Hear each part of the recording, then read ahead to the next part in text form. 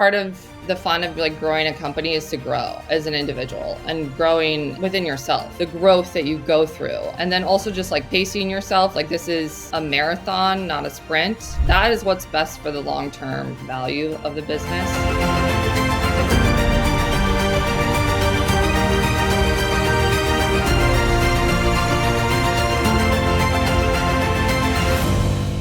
Alrighty, hello everyone and welcome to the Deal Maker Show. So today we have an amazing guest joining us. He's a repeated founder, very successful, and we're going to be talking about all the good stuff that we like to hear, you know, the building, the scaling, the financing, the exiting as well.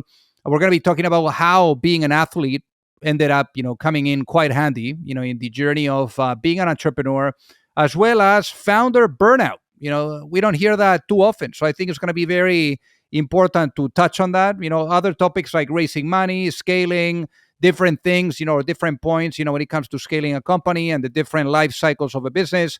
But again, quite inspiring the conversation that we have in front of us. And without further ado, let's welcome our guest today, Lisa Falzone. Welcome to the show. Awesome. So excited to be here. Thank you so much for the kind introduction. So, Lisa, originally born and raised in Santa Barbara, give us a walk through memory lane. How was life growing up for you? Life growing up was pretty awesome. Santa Barbara is sort of like the perfect weather. It kind of spoiled me for the rest of my life, so I really can't live anywhere that's not Mediterranean. It was pretty, grew up on the beach, Pacific Ocean, and I also, during that time, got a passion of swimming and became a really competitive swimmer. And why swimming? Out of all things, how do you get into swimming? How did I get into swimming? It was sort of just like in my family. My dad was a swimmer. My mom was a synchronized swimmer. And just in Santa Barbara, you're kind of like used to always being in the water. So this is right next to the beach. So then walk us through how you get into Stanford, you know, quite the program for competitive swimming. I got recruited from being a competitive swimmer by the 4-time Olympic coach, Richard Quick at the time. And it was one of the best swim programs in the United States. And so got recruited to go swim at Stanford. And, that was really my passion and my competitive outlook at the time. And, one thing that is very interesting here, I mean, I remember watching, for example, the discipline and the commitment when Michael Phelps, was training for doing the Olympics and stuff like that. But I think that, that discipline and way of doing things is really spread all across the board, especially if you are attending a program like Stanford. So what do you think you learned about discipline, or what do you think swimming gave you around discipline and then also around being competitive and having that ambition and being able to endure pain too?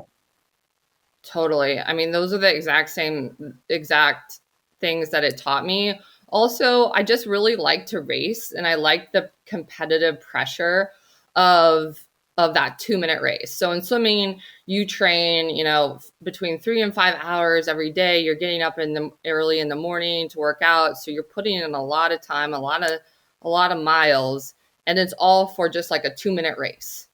And I've just loved the adrenaline feeling of when you are getting up, you've put in a season of really, really hard work, and you're getting up on the blocks and you have no idea what's going to happen.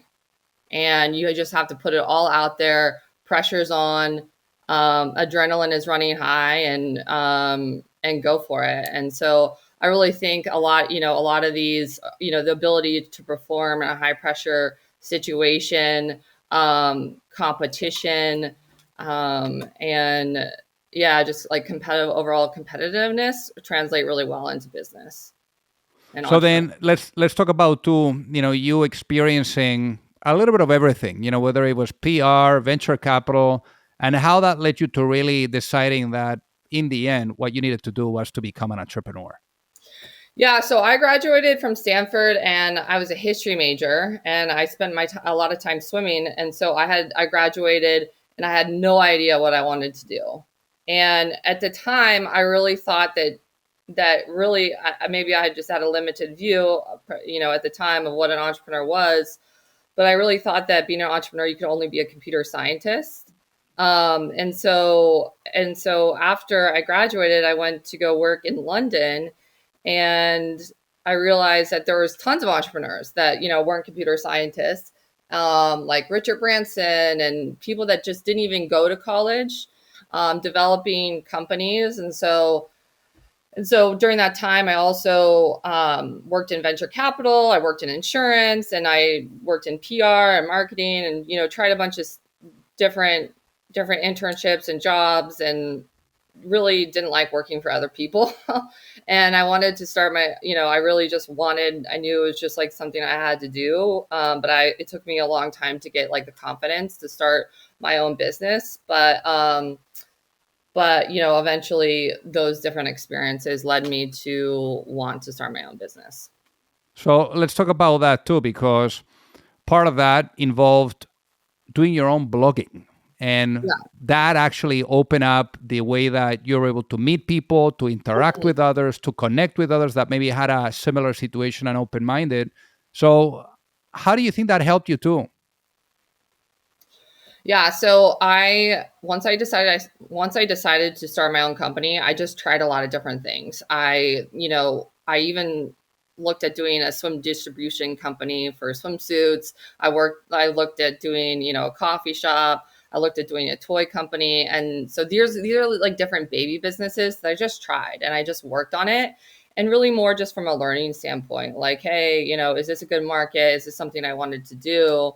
Kind of realized during that time that the cheapest company to start, because I didn't really have that much money, um, was a software company, because I could, pay, a developer and for pretty inexpensive off, maybe like a company like Upwork or something like that, and and start a software company. But anyway, during that time, I also wrote a blog, because it took me a while to gain the courage to step out on my own. And so I did a blog of just like inspirational quotes for entrepreneurs, and it was mostly just for myself, but I just made it public.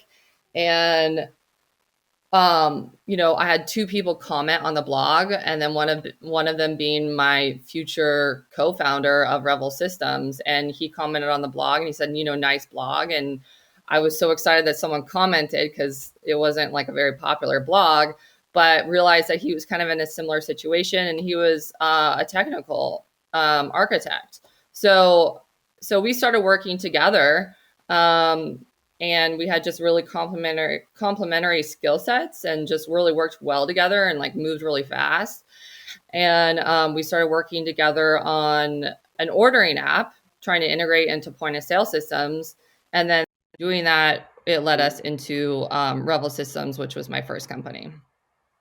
So then let's talk about that, because eventually, the way that you guys thought about it was really putting together software, analytics, and all around the iPad and the point of sale system, no, around that. So Mhm. how did the pieces start coming together for Revel?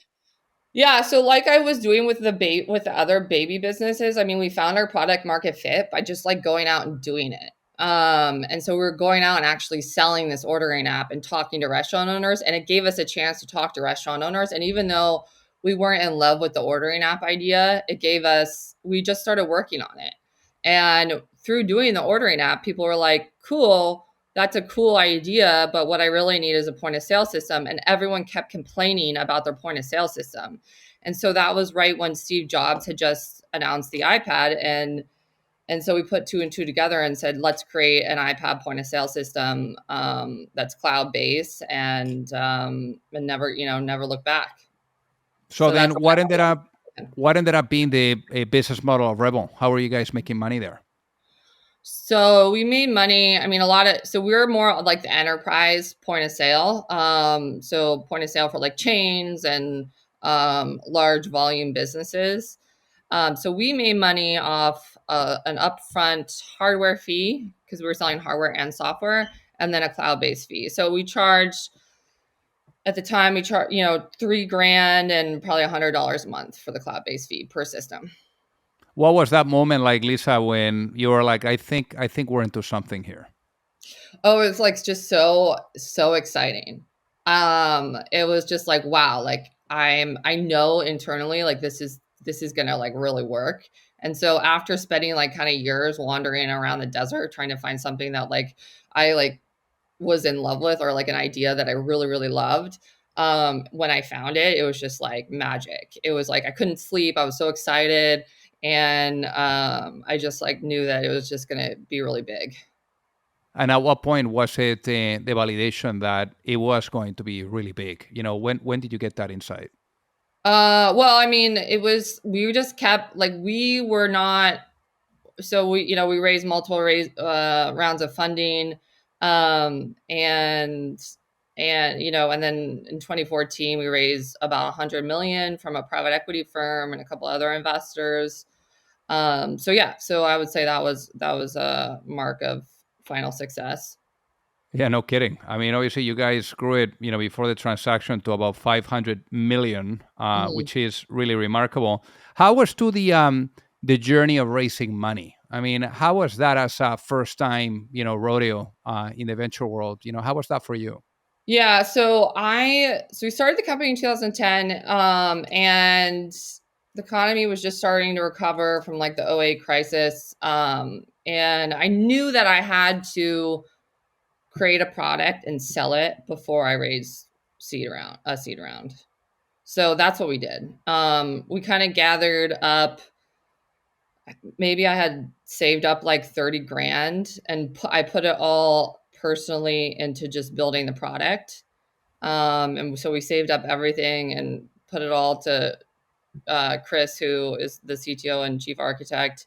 He kind of hired some less expensive programmers, and we got kind of a prototype together, and we put it into um, a fish and chip shop in Sausalito, California. That's amazing. Now, walk us through the ultimately that burnout phase that you got in 2014. You felt like you hit a wall. What happened? Yeah, so as a first time entrepreneur, I think I was right. I wasn't like very confident, so I just like kept working, working, working, working, working, and like running so hard because I just really wanted to make it work. And we were also under the gun with like different competitors that were raising a lot of money and just kind of giving their product away for free. So we had to really compete on value.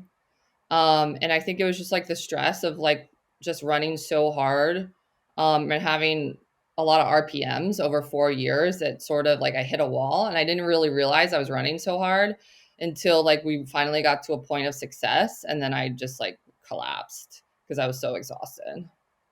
So how did you turn that around? I mean, how did you, find the Yeah, so strength? I I kind of had to, take a break. And I kind of came to a point where like I really didn't want to run the company anymore.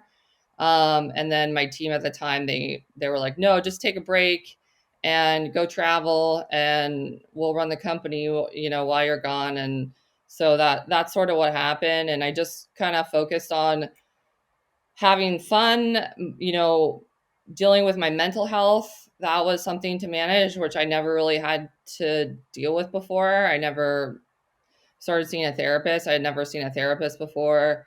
And just started doing a lot of like self-care and trying to get myself away from the day to day. Like I think running a company is really similar to, well, it's, I think the best way to describe it is like you can't, it's hard to, if you're feeling every single bump, like if you're on a road driving a car and you're feeling every single bump, then it's better just to go by fast and not feel, you try not to feel every single bump. So taking a more broad approach and finally getting an executive team to handle a lot of like the minor bumps along the way was really critical for me.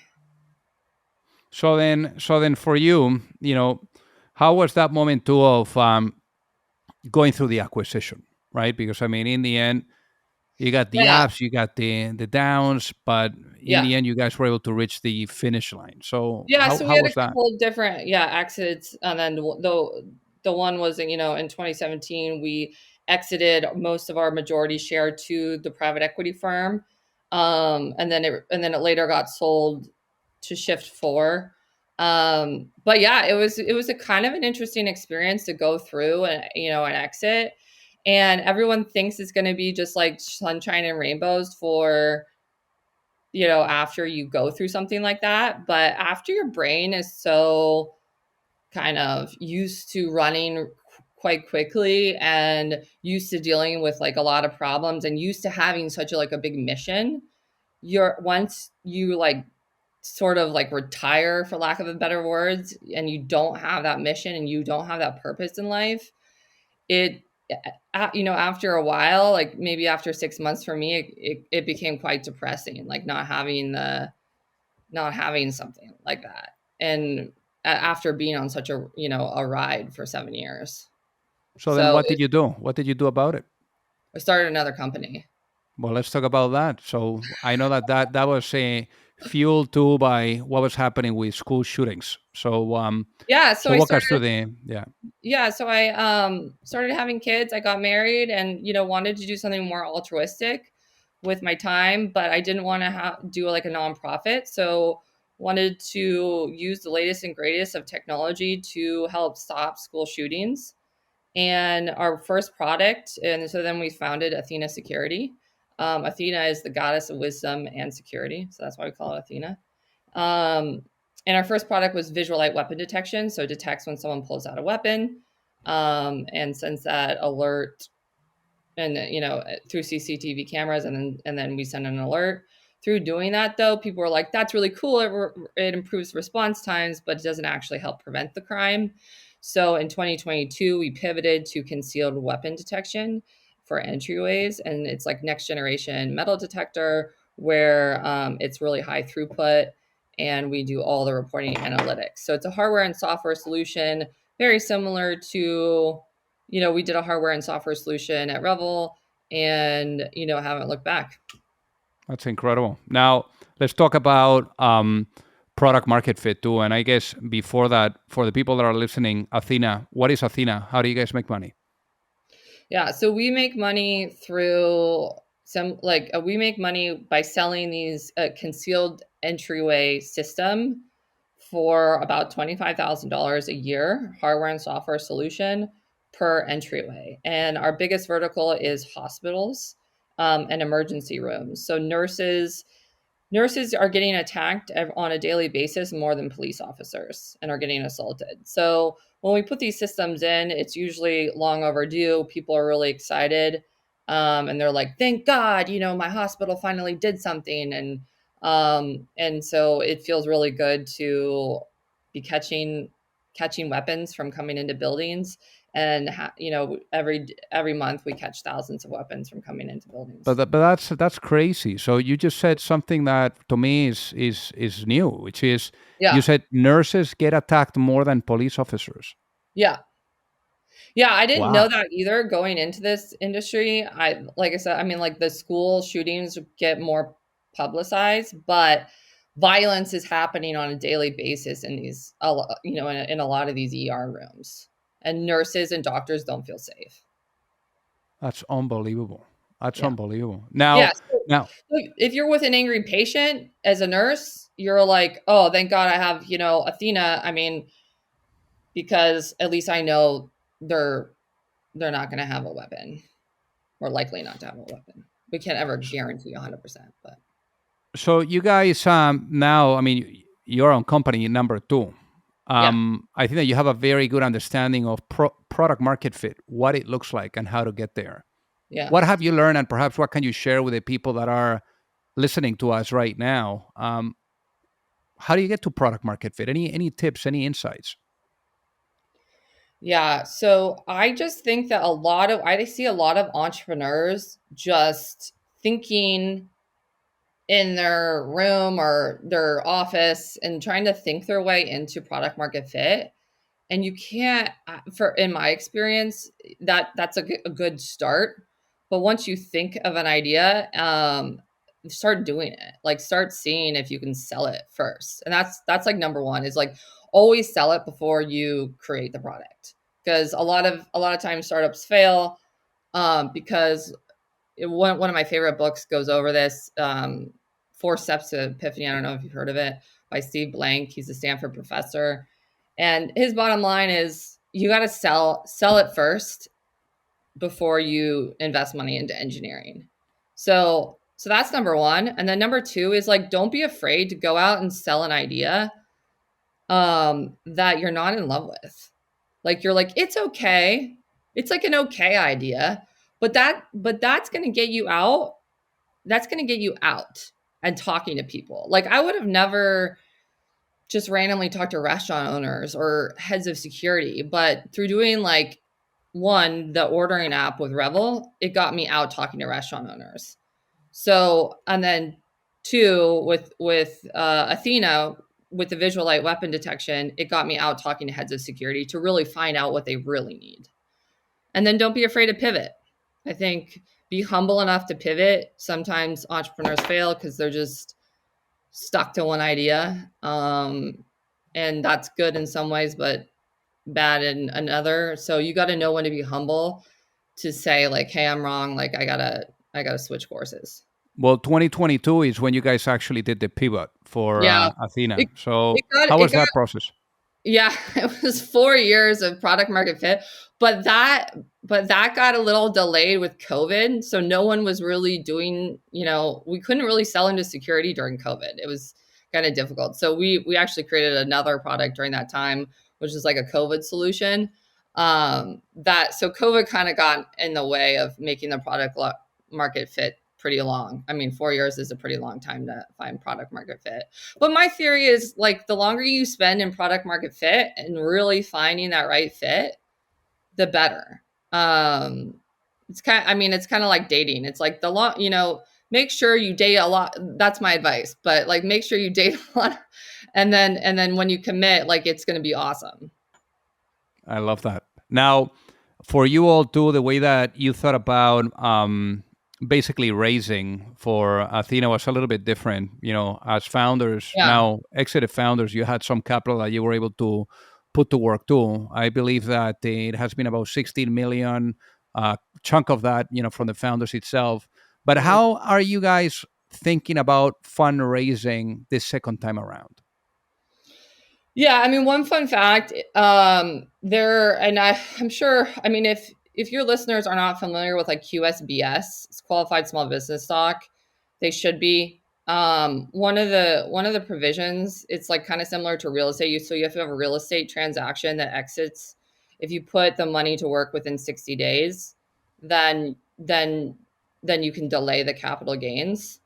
So sort of similar with QSBS, if you exit and then put the money to work within like 60 days or something, then you can delay capital gains. And so it just really worked out from a cash perspective for us to actually take some of our Revel money and put it into Athena. And then when you invest in a C corp, it's also 10x. So usually with QSBS, it's 10 million capital gains free. But if you invest like 5 million, then it's 10x that. So that worked. It worked out just from an exit perspective and a financial perspective, for us to do that. And then also like at Revel, we had a taste of all different kinds of investors. We had a taste of venture capital. We had a taste of individual, like a wealthy individual. We had a taste of private equity. And by far, like my favorite person or investor to work with was like a wealthy individual, because they didn't have LPs that they were reporting to. And so to be able to start to have a company that because when you have different LPs, they have their timeline. So you're, as a venture capital or private equity person, you're reporting to these LPs, and sometimes that might not be in direct alignment with the company. So as a founder, you might want to take your company and make it a legacy company and work on it for the next like 20, 30 years. If you're a VC or private equity, you've got to get, depending on what you sold your LPs, you've got to get that the exit in 5 to 10 years. So I just feel really lucky that we were in a position where we could fund it ourselves, and not have to deal with the divergent um, misaligned um, missions or timelines. So then I guess in terms of vision too, because when you get investment as well, it comes with betting on your vision, whether it's your 60 plus employees or customers, they're all betting on a vision, right? Yeah. And I guess to that point, if you were to go to sleep tonight, Lisa, and you wake up in a world where the vision of Athena was fully realized, what does that world look like? Yeah. So it actually looks like a world where we're out of business. So if we like ideally, I mean, not really, but ideally there's no more gun violence and no more gun violence in places where there's not supposed to be, like hospitals, like schools. So that would be the ultimate vision of Athena. And I guess, we're talking about the ultimate vision here and looking at the future, but I want to talk about the past and doing so with a lens of reflection. Let's say I'm able to bring you back in time, to that point where, you had this blog, you met Chris, and now you're thinking about basically starting something. Mhm. And let's say you're able to show up and see that younger Lisa, being able to give your younger self one piece of advice before launching a business. What would that be and why, given what you know now, two business in? Yeah, I mean, there's a lot of advice. But I think that part of the fun of like growing a company is to grow as an individual and growing within yourself, like as within yourself, like the growth that you go through. I mean, I think when I was 25 and I started my first company, I was obviously like really unsure of myself. And I took every little problem like very seriously, like it was an existential crisis. And I think that leads to burnout. So you have to kind of pick and choose wisely and try and not let the little stuff like emotionally affect you that much. Because and then also just like pacing yourself, like this is a marathon, not a sprint. Because that is what's best for the long-term value of the business. Also, when I was 25, I really cared about what people thought of me. And for some reason now I just turned 40. Now I just don't care. I just don't really care like what people think. Like I used to get, if I had like a bad Glassdoor review and Revel Systems, I would kind of be in a spiral for like a week about it and take it really personally. And now like I get a bad review, I don't care. Like I mean, it's not like I'm like happy about it, but it doesn't like affect me. I maybe like I know who I am more, but I'm just not like, I just don't really care what people think anymore. How do you think you were able to get to that mindset? That's quite powerful. I think it's just like a lot of different things. Maybe it's just getting older and I know that I know that I'm doing the best thing for my company, and that might piss some people off. I might have to fire people and they're going to write a bad review about me, and that's fine. But I know that I let someone go because it was for the best thing for the company. So I have the company's mission as number one, and that's where it's going. Also, I think that like having a family and being married, I think gives you like an identity, um, maybe like outside of work. Whereas like before I didn't, when I was building Revel Systems, like my company was so much my identity. Amazing, Lisa. So for the people that are listening that would love to reach out and say hi, what is the best way for them to do so? I got kicked off Twitter. So I don't know. I don't have a Twitter account, but anyway, you can reach me on LinkedIn, Lisa Falzone. Just DM me, or you can just send me an email, Lisa at Athena-security.com. Amazing. Well, easy enough. Well, Lisa, thank you so much for being on the Dealmaker Show today. It has been an absolute honor to have you with us. Awesome. I loved it. It was really fun to talk to you.